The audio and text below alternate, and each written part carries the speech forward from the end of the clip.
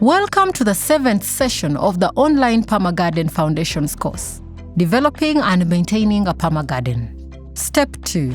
Design. In this session, we are going to look at the second step in the process to develop and maintain a permagarden. Design. We will first be introduced to Step 2, where we design the garden. We will see how to use the observations made in Step 1 to develop a design for the permagarden and hear an example of what this looks like in practice. We will finish by reflecting on how this approach differs from other approaches you might have used in the past to establish a garden. A permagarden design is a plan for improving garden productivity by creating an environment that meets the needs of the plants in the garden. A permagarden design works with the existing landscape, structures, and external influences present on the site and optimizes the use of locally available resources. The aim of the design is to help households to maximize the amount and diversity of crops that can be grown in the compound while minimizing the labor needed to maintain it and ultimately to achieve the household goals. Having a context-specific design is one of the minimum standards for a permagarden. When creating a design, we decide how the plants and soil will get water, how we will build soil health, and how we will add biodiversity and protection to our permagarden and the surrounding compound. This helps us ensure we are meeting both the goals of the hosting household as well as the minimum standards of a permagarden before we even start digging. The design step consists of two activities. First, an analysis of what was observed at the site, and second, the creation of a design map based on those observations. Program staff start by facilitating a discussion with the community to analyze the information gathered while observing the site. To do so, they use a set of guiding questions. 1. How can the resources we identified be used to meet the basic needs of the plants in the permagarden? 2. How much labor is required to use these resources, and are there ways to reduce this burden? How can we reduce the workload to maintain the garden for household members who do the most work? 3. Is the slope stealing our water and nutrients by moving them downhill away from our garden? What do we need to do to bring water and nutrients to the garden and store it there for future use? 4. Are the other external influences we identified helping or harming the plants in the garden? How can we ensure we adequately protect our garden and turn challenges into solutions? 5. Where shall we place garden elements in our compound to use resources most efficiently? Are there unused spaces that can be used to increase production? You can find more information on the analysis process included in the supplemental materials. Guided by the program staff, the community then starts the creation of the design map. The design can either be added to the existing site assessment map or, if there is not enough space on this map, the site assessment map can be kept next to the design map to ensure the design works with the landscape and takes the external influences present on the site into consideration. The community will first identify where to place the garden beds, followed by the main protective swale or swales. When deciding where to place the garden beds, program staff can ask community members to consider a variety of factors, including proximity of the beds to the house, particularly the kitchen, and the direction of the sun and wind. The garden beds should be marked on contour with a protective swale above them to both capture water and protect the beds. A second protective swale may be needed at the highest point on the site to capture and store the majority of the water running onto the site. A third protective swale can be added at the bottom of the site to act as a sink. Program staff can then ask community members to look at the contours on the site again and mark any additional water harvesting or protective structures they think are needed. This includes swales, mulch basins, or half-moon berms. Once all water harvesting structures are marked, program staff encourage community members to think about water overflows and identify where to create spillways. The community discusses together how to link the water harvesting structures so that water passes from one growing area to the next as it travels from the top to the bottom of the site. Next, the group will decide the placement of the composting areas and animal pens so that they work with the location of the garden beds and the water flows present on the site. They will then decide on what strategies to use to protect plants from any strong sun and wind they identified earlier. Program staff suggest things for the group to think about, such as shade structures, trees, or other protective barriers. Fencing is included around all garden beds and other productive areas to protect the plants from grazing animals. Finally, program staff encourage the group to develop a planting list based on the needs of the host household. The planning process is an interactive and creative process where community members are encouraged to discuss and share knowledge and ideas as much as possible. Through discussion with the host household about their current situation and the problems they are facing, innovative solutions can be found. Let's take a moment to see what the design step looks like in Betty's compound. In the last session, we saw how the community went through the observation process together. They noted many resources present on Betty's compound, including some fertility plants, a variety of organic materials and manures currently not being used, and a spot where wastewater is frequently found. Betty noted several issues she would like addressed, like water from the road running into her compound and poor soil fertility, and expressed her desire to diversify the crops she produces so that she can feed her family and maybe even sell some in the market.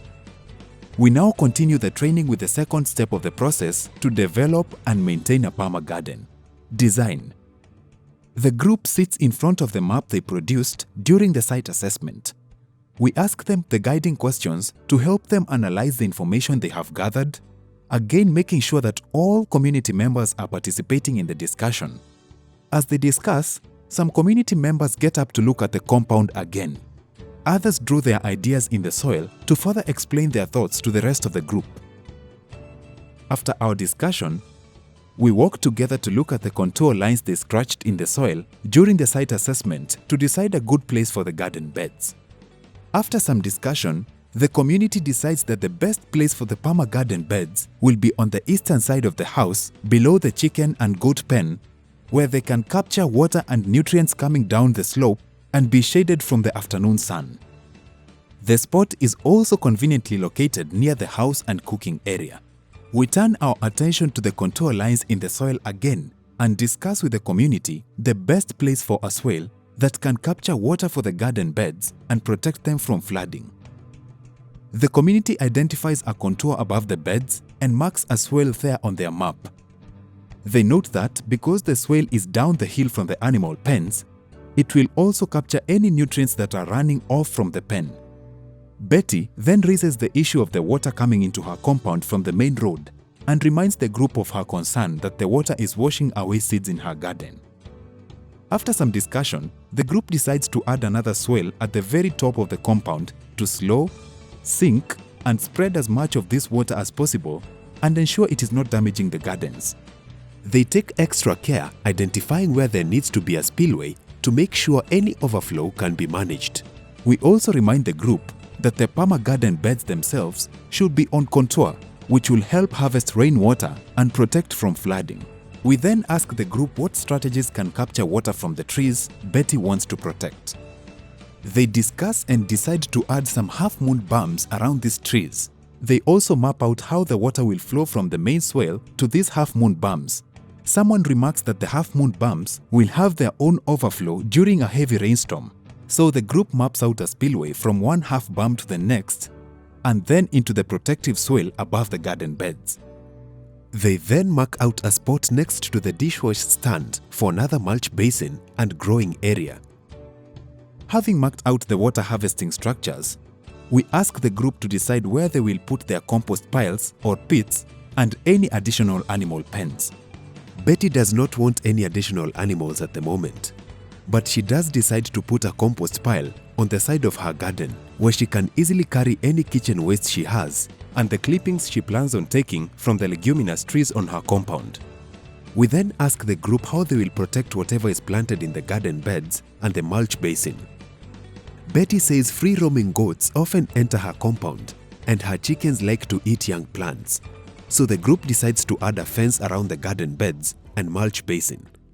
Finally, we discuss with the group what should be planted in the Permagarden that would help Betty meet her goals.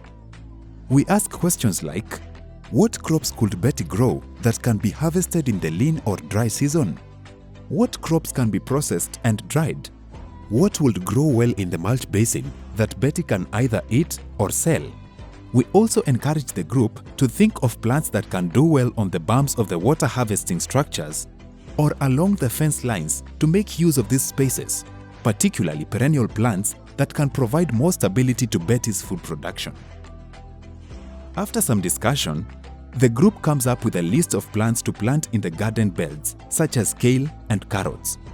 They suggest planting passion fruits up the fences and putting trellises over the swale to grow climbing beans to take advantage of different spaces within the garden. For the swale that will capture water when it first enters the compound, they decide on elephant grass, a thick grass that prevents erosion and can be used as animal fodder. The swale is located near the goat pen, so it will be easy for Betty to carry the grass to her goats. They suggest other perennial plants like pigeon peas and fruit trees for the berm. The group feels that these perennials will provide Betty with a more stable harvest in the long run. The group decides to plant bananas and sweet potato in the mulch basin because Betty knows she can easily sell these crops or exchange them with neighbors if she doesn't use them herself. Betty knows she can get some vegetable seeds from the local seed supplier, but is not sure how to get the seeds for all of the plants suggested. Some community members save their seeds and have cuttings of passion fruit and sweet potato, and say they are happy to share with Betty. In the end, Betty thinks her family will really be able to enjoy a diverse diet from the garden. With this, the community has finished their design and are ready to construct their garden under the next step: implement. Now that we have seen how to plan a garden design, let's stop for a moment. How does this design process differ from the processes you might have used during other garden or agricultural projects in the past? Do you think the Permagarden design process is a valuable skill to teach to households in your community? Why or why not? Pause the video while you discuss with your group or write your answers in your notebook. In conclusion, the design process consists of using the information we gathered while observing our site to create a garden design that works with the features of the landscape instead of against it. When we design, we can be sure that our Permagarden meets the minimum standards for water, soil, biodiversity, and protection. The process of design also helps us to see how we can use the resources around us efficiently, including taking advantage of any waste streams that could be used to nourish our gardens.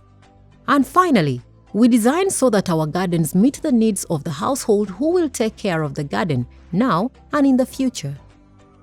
That completes the learning for Session 7, Developing and Maintaining a Permagarden. Step 2, Design. Now let's continue to Session 8, Developing and Maintaining a Permagarden. Step 3, Implement.